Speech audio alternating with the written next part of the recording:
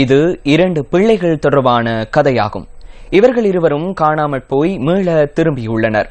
புதிய எதிர்பார்ப்பொன்றை ஏற்படுத்துவதற்காக அன்றி உங்களை வேதனைக்குள்ளாக்குவதற்காக அல்ல நாம் இந்த தொகுப்பை பதிவு செய்வது.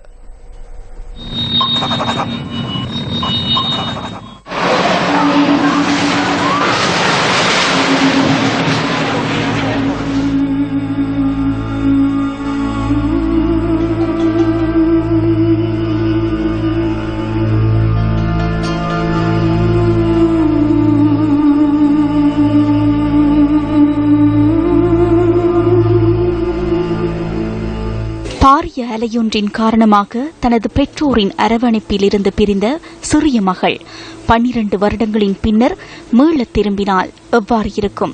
இது ஷரீஃபாவின் கதையாகும். நாட்டில் பல்லாயிரக்கணக்கான உயிர்களை காவு கொண்டு இலங்கையர்கள் அனைவரின் கண்களில் கண்ணீரை கசிய வைத்தே 2004ஆம் ஆண்டு டிசம்பர் மாதம் 26ஆம் தேதி நிறைவுற்றது. தனது தந்தையுடன் ஹம்பாந்தோட்டைக்கு சென்ற ஷரீஃபாவை இந்த பாரிய அலை பிரித்த சந்தர்ப்பத்தில் அவளுக்கு 3 வயதாகும். அன்றிலிருந்து இந்த பெற்றோர் தமது மகளை தேடுவதற்கான அனைத்து முயற்சிகளையும் மேற்கொண்ட போதிலும் அவை பயனளிக்கவில்லை. சுனாமியின் போது நிர்கதிக்குள்ளான சிறுமியொருவரின் நிழற்படங்கள் இணையதளத்தில் பரிமாறப்பட்டமை இந்த பெற்றோரின் விதியை மாற்றியமைத்தது. காணாமற் போன ஷரீஃபாவின் உருவத்தை ஒத்த குறித்த நிழற்படங்கள் தொடர்பில் உறவினர் ஒருவர் வழங்கிய தகவல்கள் ஷரீஃபாவின் தந்தைக்கு புதிய எதிர்பார்ப்பை ஏற்படுத்தியது.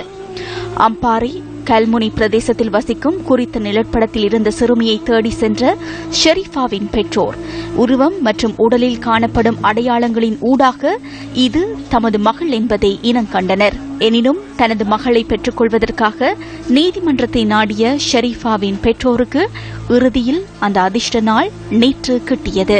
அவர்களின் செல்ல மகளின் உரிமை சட்டத்தின் முன் உறுதி செய்யப்பட்டது. புதிய உருவத்துடன் தனது பழைய வாழ்க்கையை தேடும் ஷரீஃபா தனது உறவினர்கள் பலரை நேற்று அடையாளம் கண்டு கொண்டார்.